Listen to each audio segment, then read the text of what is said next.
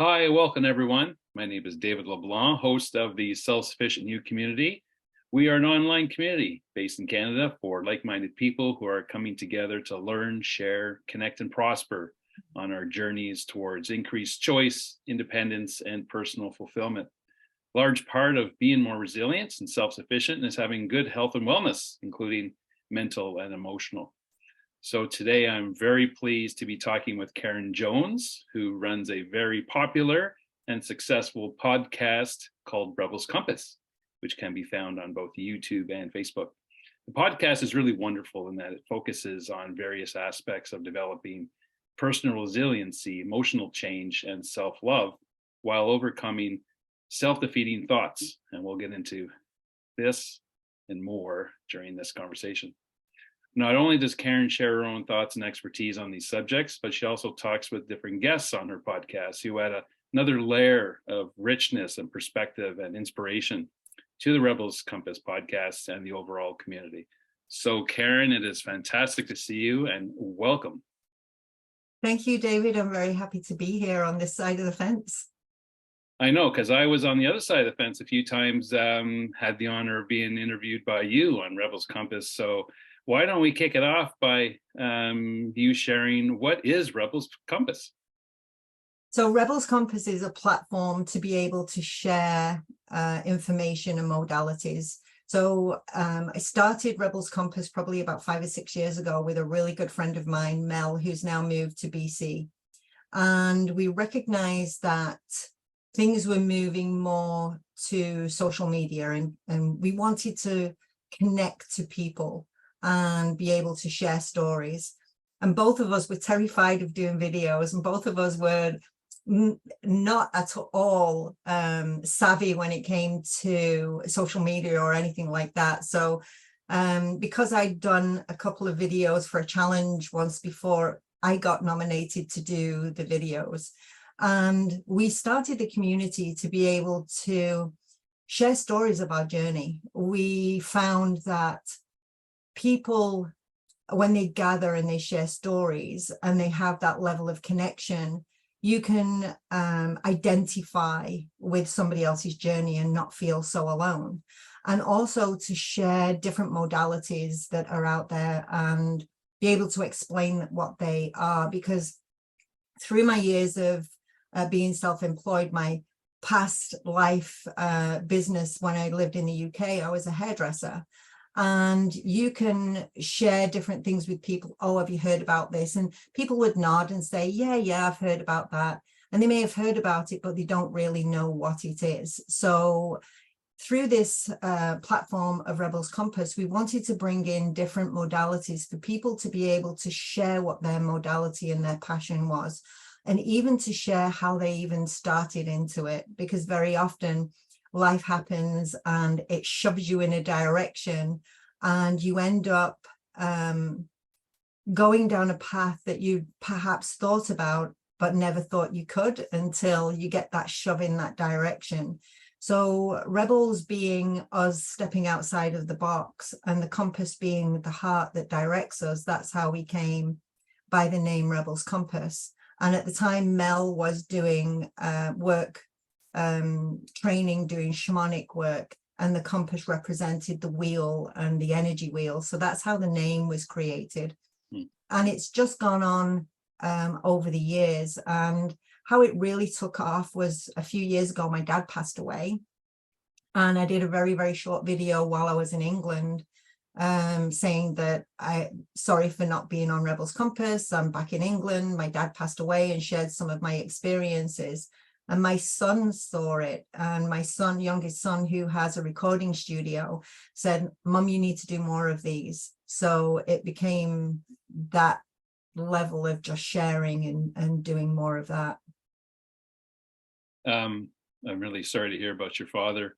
So many people have lost loved ones over the past even just 3 years, and we weren't allowed to pay our due respects in an appropriate way. So hopefully we all continue, even though we didn't have that time, say at the funeral home or something, to keep everyone in our thoughts every day who deserve to be there. You mentioned social media and then storytelling. It's funny because when social media, probably first started, whenever that was, the idea probably behind it was probably to get more people together, right? You weren't limited to geography, but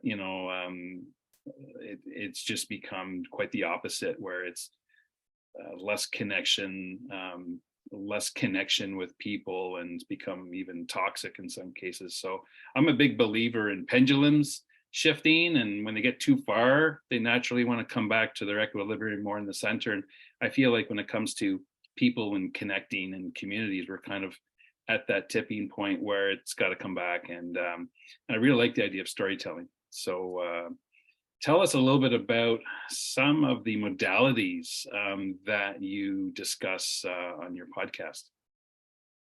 So we discuss everything from massage therapy, cranial sacral, Heilkunst, energy Never heard of work, that which one. I had never heard of until I had this lady on, which is fascinating. So go and have a look, because I cannot do it justice in this moment to be able to share what her modality is. I've had people on talking about sacred femininity and how to connect with your own physical body. I've had people on with past lives, talking about past life experiences, connecting with dragons, people just sharing their own personal stories. I had a lady on a number of weeks ago that was talking about a brain hemorrhage that she had, and how she then turned that her whole life around and started doing things that she never thought that she could. So for me, the power of these stories is to share just how resilient we are, to share that feeling that you're not alone, that feeling that, I can be sat crying in my bedroom thinking this is the only person this is happening to, but you're not, and when we come together and share these stories and we gather that information, it gives us the encouragement to be able to move forward. I've shared my own stories on there. So my daughter transitioned from male to female, and I shared my own personal journey as a mum on Rebels, and her journey. So I'm open to multiples of different kinds of conversations and sharing with people, because I believe it's what's needed. And I completely agree with you, David, that I believe in the pendulum too, and it will swing one way to the complete extreme so that it can find its way back into balance. And for me, social media is a tool to be able to connect with people on the other side of the world that I wouldn't be able to connect with. But I much prefer in person. You feel somebody's energy, you get to connect with them in a very different way. Yeah, exactly. That's exactly it. When it comes to storytelling and the way you describe it, it's almost like we're sitting around the fire. It's the year's 1436 in England, and the community, the villagers are having, dinner around the fire, and the elders are talking and sharing their stories to the young people. And it's almost like I get that vision in my head when we talk about storytelling. It's people just sharing their experiences, their stories. You don't have to like it. It's their story. And it could be anything from entertaining to, awe-inspiring. It's however you interpret it and what you take from it. And like you said, some people use it as inspiration, encouragement to push on, and other people use it as, oh, I'm not crazy. There's others like me out there. And at the end of the day, it's all just very positive, just allowing people, encouraging people, creating a space for people to tell their stories. Absolutely. And when you've gotten to the point where maybe you've had something traumatic happen to you, you've had a huge emotional experience, you got that proverbial 2x4, and you have gone through all of the emotion, you've crawled out of the basement and you've pulled your life back together, and it's changed your life in a way that you now have a depth of wisdom that you can share with somebody else that may be going through that level of pain, or can identify with aspects of that. That is huge to be able to do that. It's a gift in the experiences that we have when it takes us to rock bottom, to know that when you actually climb back out and you heal that process, and you can talk about that without any emotion being attached to it whatsoever, and you can be that light for somebody else. That's what lights me up, you know, to be able to share these stories so that nobody is sat in the dark. Nobody is sat alone, no matter where you are in the world, and know that there's somebody there that hears you. Because as human beings, we carry all of these limiting beliefs, and we believe nobody loves us, nobody hears us, nobody sees us, I'm not valued, nobody cares about me, nothing good ever happens to me. So when you finally hear a story that talks to your soul or speaks to your heart, then there's a level of connection there that maybe the support that would actually change that pattern of thinking for them, because now they don't think they're the only one going through it.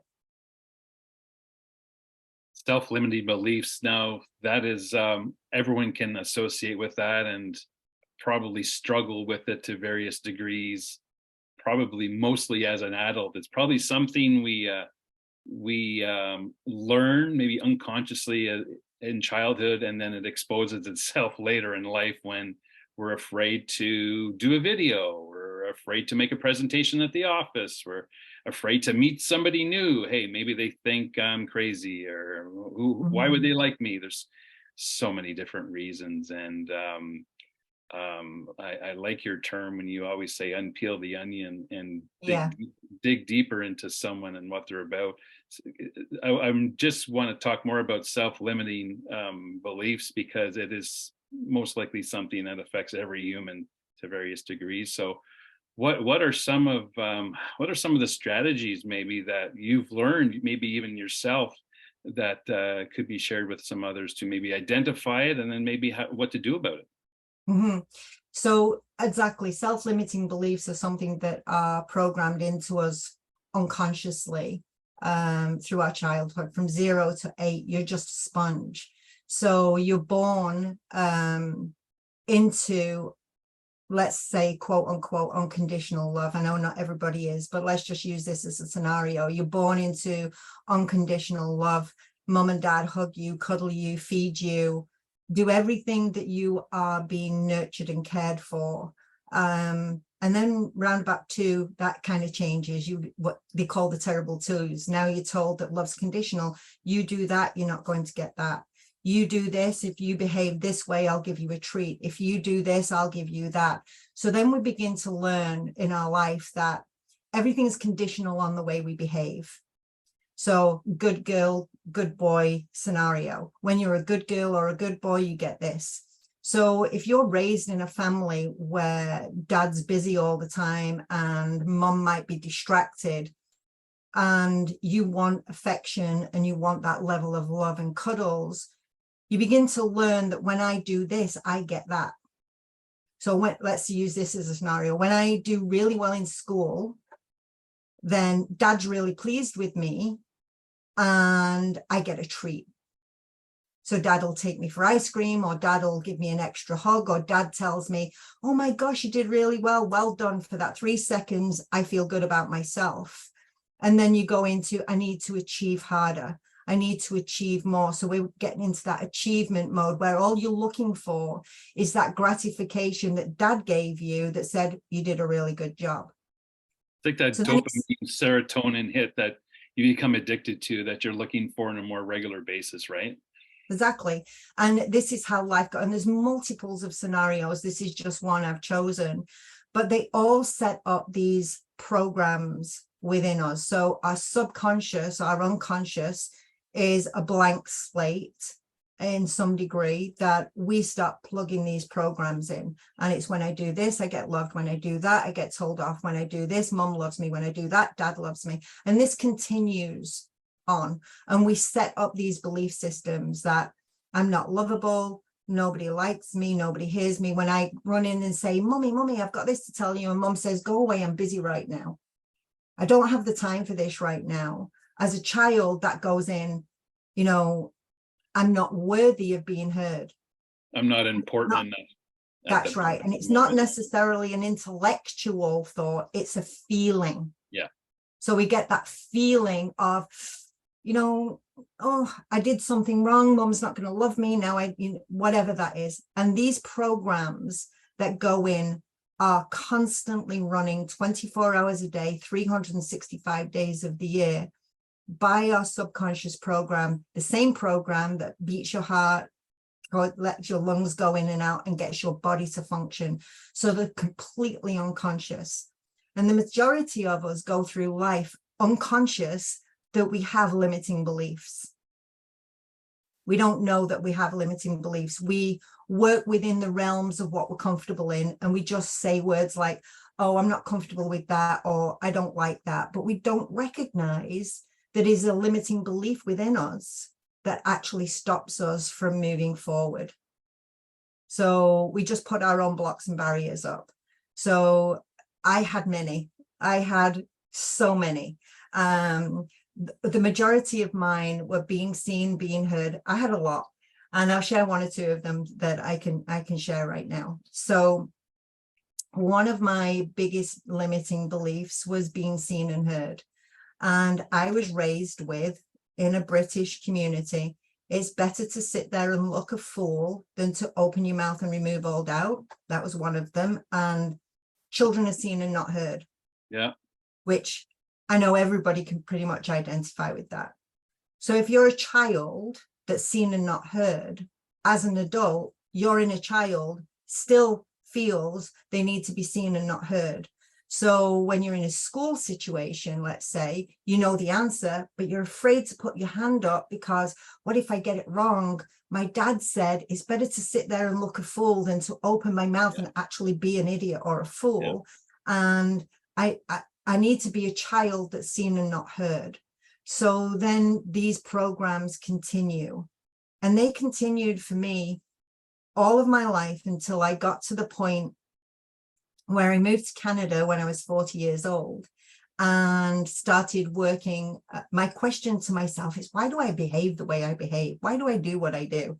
And that was this, I'm going to figure out why I do this.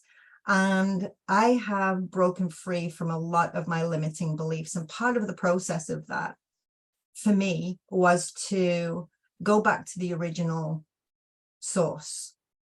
How did it make me feel? And is that true for me right now? And no, it isn't. So there's so many of them that we have. And I found through doing the coaching that I do and the training that I've done and continue to do on different levels is as adults, and this inner child is still running the programs, we live our life trying to avoid the pain that we experienced when we were young. And how that happens is we get that little voice in our head that goes, don't go there, you've been there before. Oh my God, don't do that, don't do that. You know how that worked out for you last time. Yeah. And you might have been 10 years old when something happened, and the 30-year-old you's going, don't do that. You know how it worked out last time. And we end up with this inner critic, which is a negative inner conversation that is constantly listening. And he's always ready to jump in and go, don't go there, don't do that. That didn't work out. Oh my God, what makes you think you can do that? Or there you go. You think you're going to win at that? No, you're not. And it's about redirecting that inner critic and rewiring the brain, because at one point they believed that the brain was hardwired and you can't change it. But now through science and everything else, they know that the brain is pliable and you can create new neural pathways and you can create new ways of thinking. You just have to be ready to let go of the old way. It's so hard. I mean, it's like you said, there's a program constantly running, and it's like, how do you delete it? And then, okay, and then what program should I be running? So, I mean, you started to talk a little bit about how you can start to reprogram yourself, but that's scary, because now you're going into uncharted territories. Because if you grew up where your parents are saying, oh, that's dumb, don't do that, or you're not strong enough, or that's too hard, or these are all motivation killers, inspiration killers, energy killers. So Mhm. as an adult, if you want to do something new, or if you want to try something different, or you want to do something maybe wild and crazy in the professional world, like that's just killing innovation, killing productivity, killing self-worth.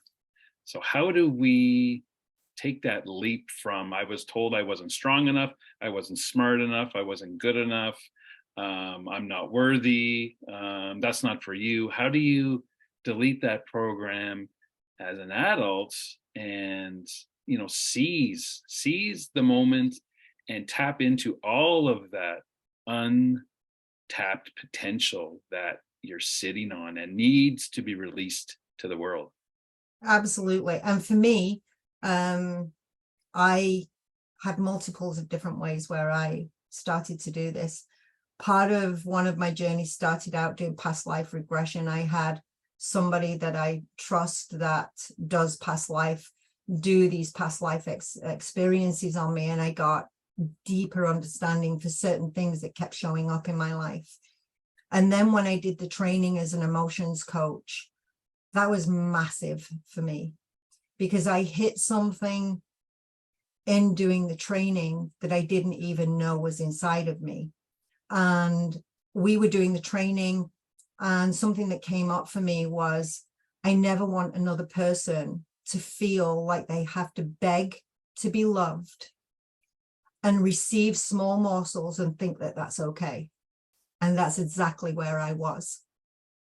I was a people pleaser. I was a go, go, go, do everything for everybody. But what I didn't realize in the early part of my life of why I was doing that, my conversation to myself was, I like to do things for other people. I like to make people feel good. I want to make people feel better. But the truth that I didn't recognize back then was the reason why I was doing it was because I wanted to be loved. Yeah. I wanted to be liked. And I still love that feeling of doing things for people. But the underneath motivation was to be loved, liked, and seen. And it wasn't until I started doing the emotions coaching that came up, and it came up so big for me. I think I spent 2 hours crying when that came up, because I hadn't understood the depth that was in there. And how I do coaching with people, so the emotions coaching that I do is I listen to somebody's story. I listen to what's coming up for you. And then I will send you questions. I send you 10 questions and you answer the 10 questions. And then I'll send you 10 more based on your answers. And then we do video calls similar to what you and I are doing now.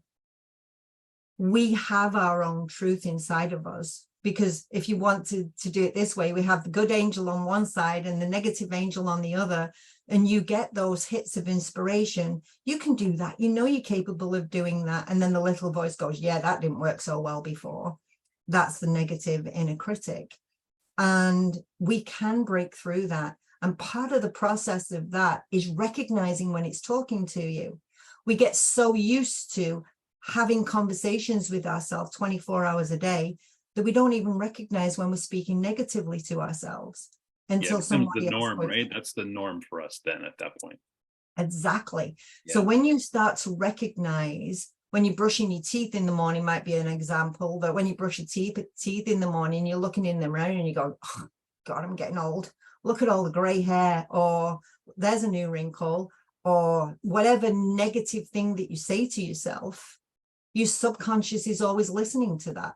So it's going to reinforce what you say about yourself. So then when you're walking past a big window on a high street and you see yourself and you go, ugh, and then you repeat that over and over again. And that's just a small example, but we have the ability to break free from that. And the very first step from that is recognizing what you are saying to yourself and how often you are saying it, and then redirecting your thoughts. Now, one of the things that I do in my coaching is I get people to name their inner critic. Give your inner critic a name. So my inner critic's called Ken. Doesn't matter whether you're female or male, you give it whatever name you want. My inner critic is Ken. No one ever likes Ken anyway, so that's good name. Yeah. So Ken, and the reason why I call my inner critic Ken was when I was younger, I always used to lose my voice.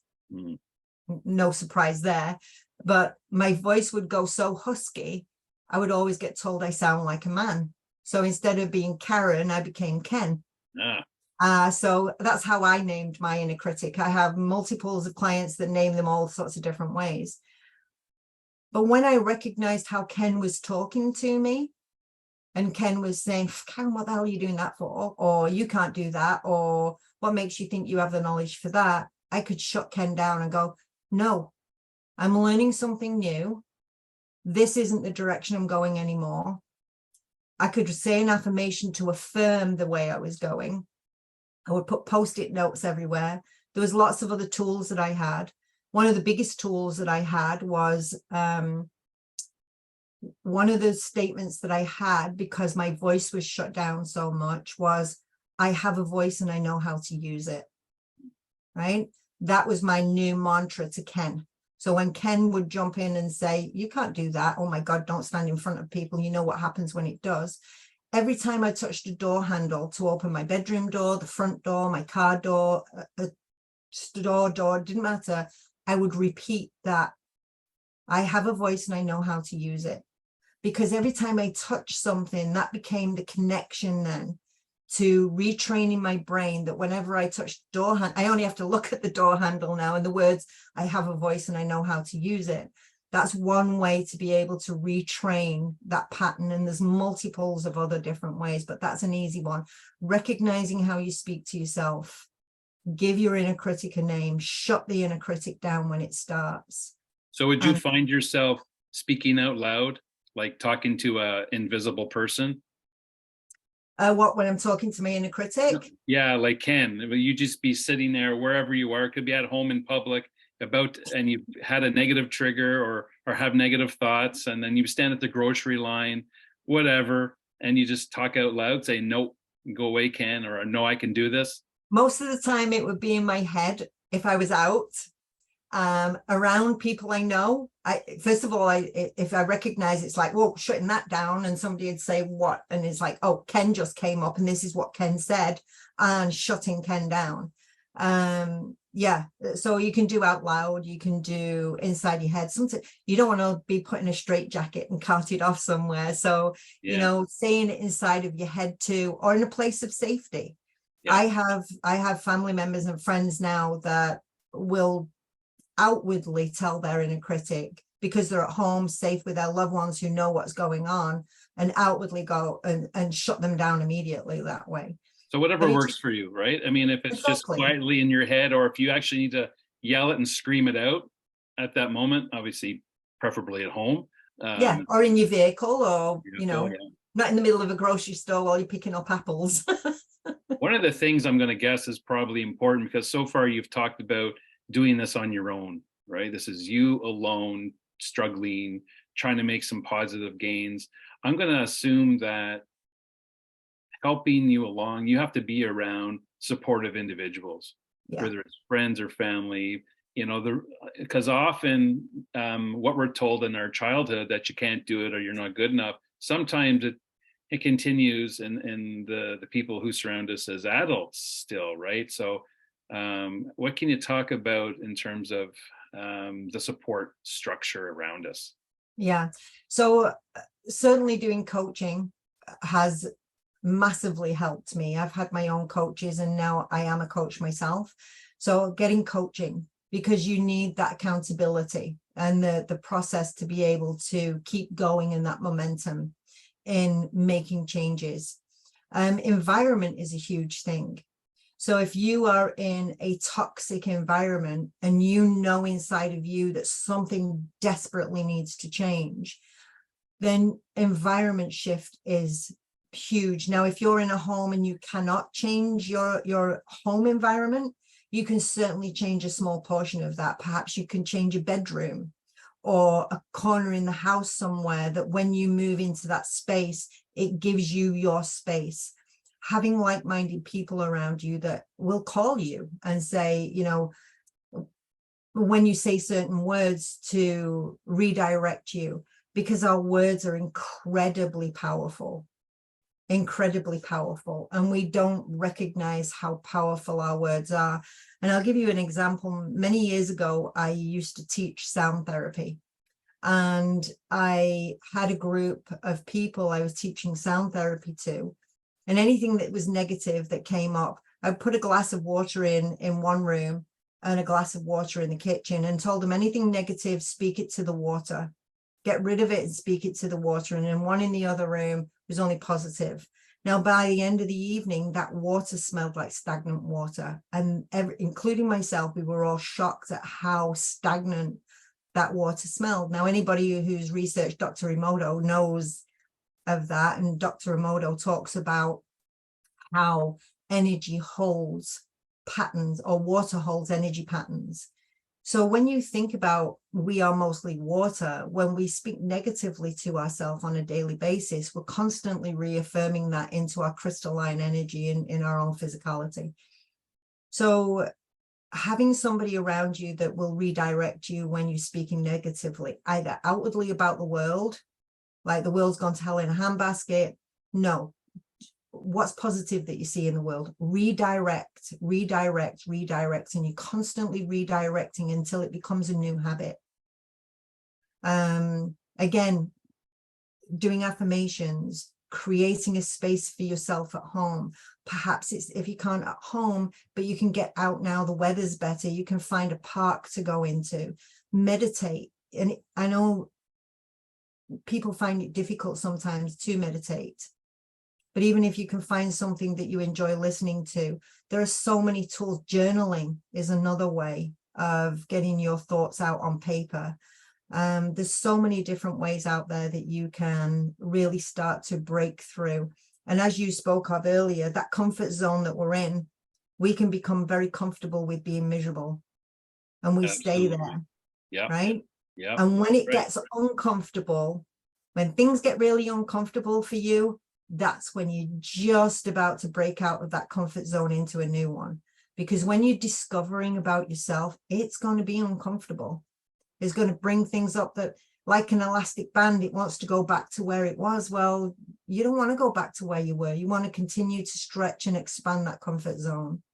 I see in so many people that the tension, the struggle between logic and emotion. For example, you know that if you cross that bridge, you know that life is going to be better. You know that 100%, you know it, but you're still here, right? Because now the emotional part of it is driving the bus. But you know that 100%, if you go there, life will be better, whatever it is. You'll be happier, you'll have more money, like whatever it is for you, kind of thing. But we still sit in our comfort zone, and we don't move out of fear or out of self-defeating thoughts or whatever it is. So it's a really, it can be really bizarre, that logic versus emotional tension. It is, and it's our emotions, like you say, that drive the bus. But the thing is about the emotions driving the bus, it's not the 20, 30, 40-year-old you that's driving the bus. It's still the 5, 6, and 7-year-old that had that experience that's driving the bus. And one of the things I say to my coaching clients is, if you could buy any vehicle, what would that be? What would it be? You could drive it off the parking lot. What would it be? So let's use a Lamborghini, because that's the one that jumped into my head right now. So there's a Lamborghini ready for you to get in it and drive it. Is your inner critic and your inner child going to be the one that drives you to their destination?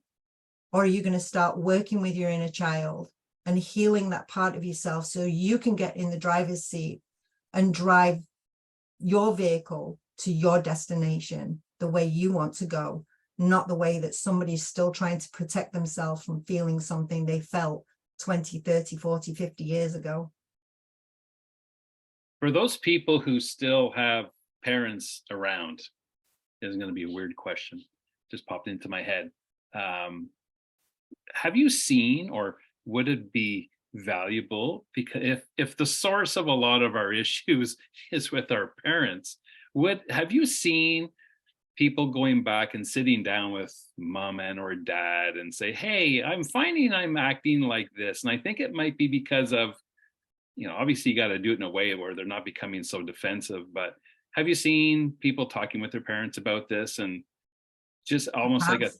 therapy, just to say, Yeah. yeah, I can see how I may have treated you like that, just on their journey of maybe getting better? Yeah, I have. And I've actually heard of people that have had those conversations with their parents, and they recognize that they were holding limiting belief. They recognize that, oh my gosh, I've been doing this. And not only did I do it, my mom did it and my grandmother did it. Yeah. And I hadn't realized that I passed that on to you.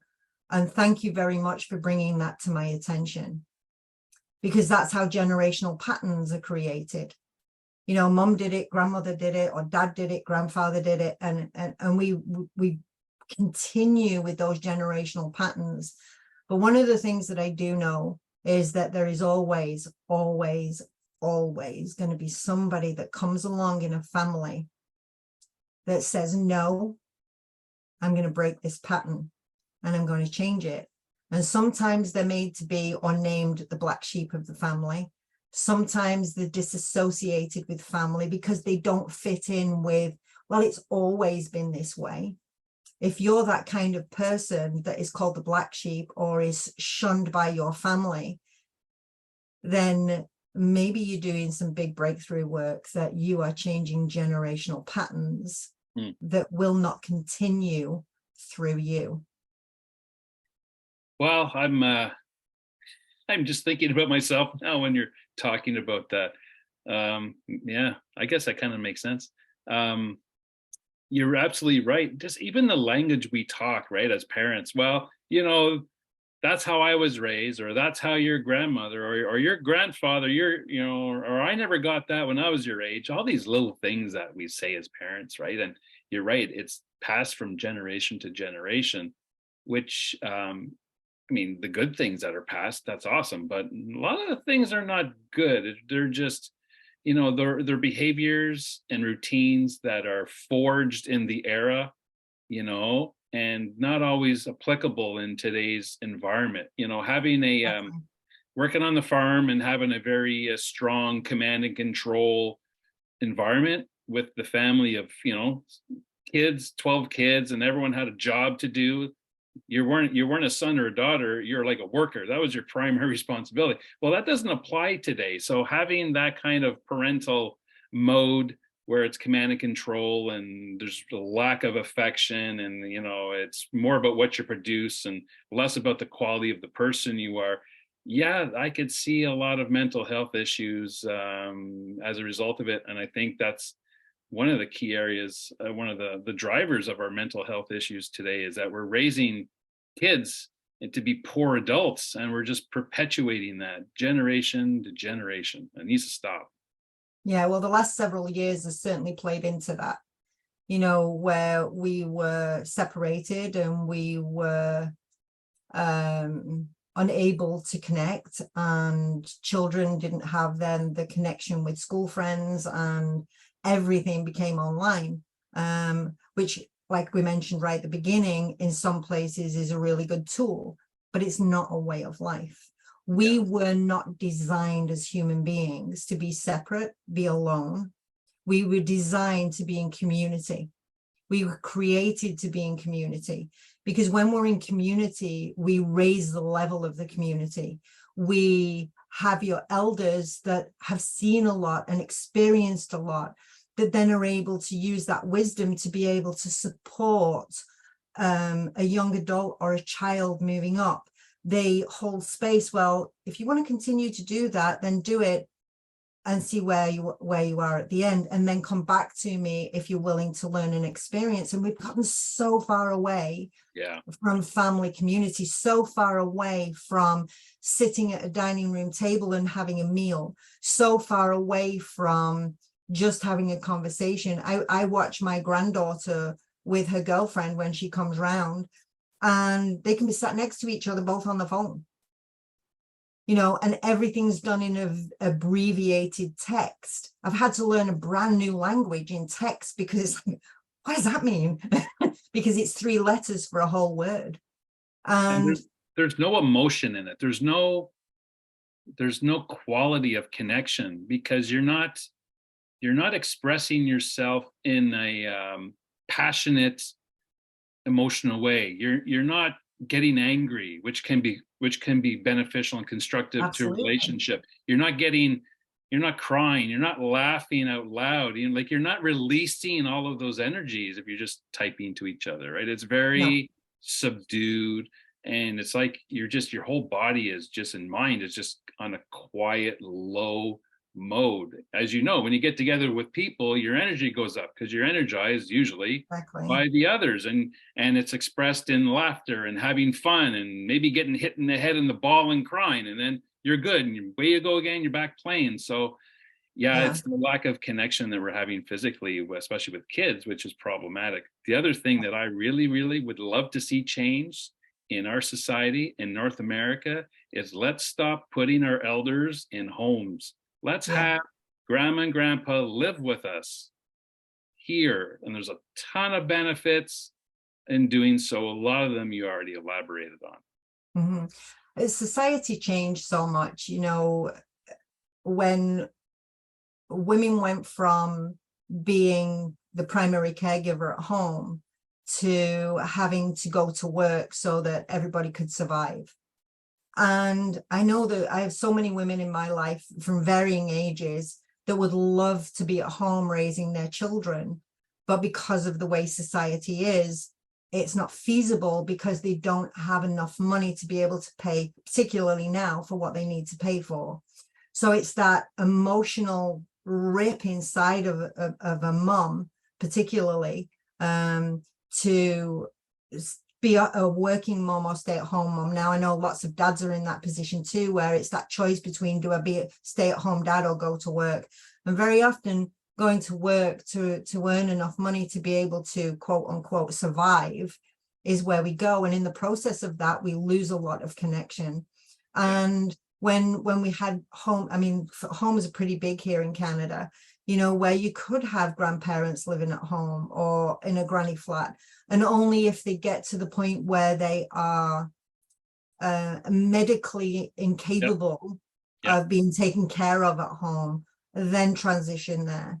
But I agree with you. It's very interesting when you sit back and you become the observer of where we are. It's that pendulum swinging the complete opposite direction to bring us back to values.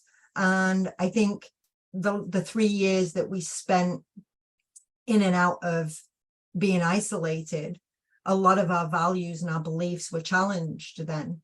And being able to, what works for me? What do I really want to do? I know so many people that have given up working a corporate job or a 9-to-5 job that have ended up creating, incomes for themselves and actually tapping into what they love, which is phenomenal.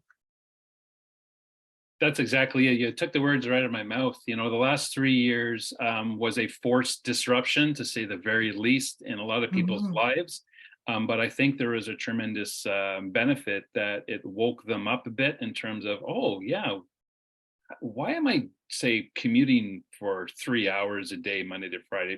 Maybe we could live a simpler life. Maybe we can live, maybe we need to move out of the city, and maybe we downsize our home, maybe live a bit more affordably. Do we really need to take 6 vacations in a year? Do we really need a new car every 4 years? A lot of people, I think, started to ask themselves some questions. And again, the pendulum, I think, is starting to go back. A lot of people, I think, have answered that question. Yeah, I think I prefer maybe only one of us needing to work so I can raise our kids. And maybe that means we need to sell the house and move somewhere where it's less expensive, or the property taxes are less, where maybe we grow a bit more of our own food, and just have a more fulfilled life. And I'm seeing more and Mhm. more of that, which is really great to see. And that plays right back into limiting belief. So right there, that plays right back into limiting belief. And yes, there's a certain program being perpetuated, but within that, it's if I give up doing this, what will people think of me? Can I create my own income doing this? What is Aunt Sally or Uncle Joe or mom and dad or whatever going to think if I decide I'm going to give up $100,000 a year corporate job to start gardening or start doing something else that I absolutely love? And going back and asking yourself those questions, we are built into consumerism because the consumerism actually gives us a false sense of achievement. It feeds that need to be seen to be successful. It feeds that need to, when I go on 6 vacations, or I have 3 cars parked in the driveway, or I have this, it gives the illusion to everybody else that I am successful. Even if I lay in bed at night wondering how I'm going to make the next payment, the outside world believes I'm successful. But the only way that changes is when you change it within yourself. So looking at that limiting belief of why, if you are into consumerism, which isn't, if that's your lifestyle, then perfect. But ask yourself why. Is it because I enjoy the consumerism and I enjoy being able to buy things because it fills me up? Or am I doing it because I want to be seen to be successful? Yeah, a lot of people have those measures of I've achieved, the number of vacations, I have this, I have that, so I must be doing well, and that makes me, feel good. But like you said, at the end of the day, are you really happy? And whatever makes you happy, I think everyone needs to reflect on it. Really, how do you want to be living? What is happiness for you? And does that mean less work, more time with your family and friends, living in a house that you have a ability to maintain and grow food in a nice big backyard, or not? If you want to take thousands of vacations, that's whatever it is. But I think the past 3 years have encouraged everyone to rethink a little bit about their measuring stick and how people can make those changes to them. Yeah, because that measuring stick is actually you measuring yourself against someone else. What's my internal measuring stick? Is my internal measuring stick when I'm outside with my feet in the grass, I feel alive? Is my internal measuring stick when I'm with my family doing X, Y, and Z, and we could be just sat at the park, I feel alive? Or is my measuring stick based on so and so down the street has something and they look really successful, and so I want what they have? So it's figuring out where that measuring stick is also. And overcoming your self-limiting beliefs in order to get there, because then it becomes, oh, that's too hard, or I can't do that because so and so did it because whatever, they had more of this, more of that, whatever. So it's overcoming the beliefs that you can achieve whatever you want. You have to figure out really for yourself, truly, what is it that you want? Yeah. What's the most annoying question a kid asks you growing up? Why? Start asking yourself some whys. Why do I want it? Why do I need it? What will I experience when I have it? And what is it costing me not to have it? Or what is it costing me right now to continue doing what I'm doing? But those why questions are powerful questions when you're actually honest with yourself and start asking those why questions. Those are all fantastic questions to be asking ourselves. Karen, if someone wanted to find out more about your coaching, how can they get in touch with you? Well, they can reach me on Rebels Compass on Instagram, YouTube, or Facebook, and on by email, which is karen@rebelscompass.com, or on my website, which is www.rebelscompass.com. They can get to me that way. I'll attach those to the comments on this video as well. Any last words of wisdom for us, Karen? I think my last words would be, if you feel inside of you on any level that there is something more for you, then follow that feeling. Reach out to me, find the right person, whoever that is for you, and follow that feeling. because on the other side of fear is life. And you don't know how amazing that is until you actually let go of the fear. Don't be afraid to take that very first step. Absolutely. It lasts 2 seconds. Well, 2 minutes. That feeling of fear goes up for 2 minutes. The emotion climbs, and then it dissipates. And the more often you do it, the less the fear is. Karen, it's always a pleasure talking with Thank you so much. seeing you.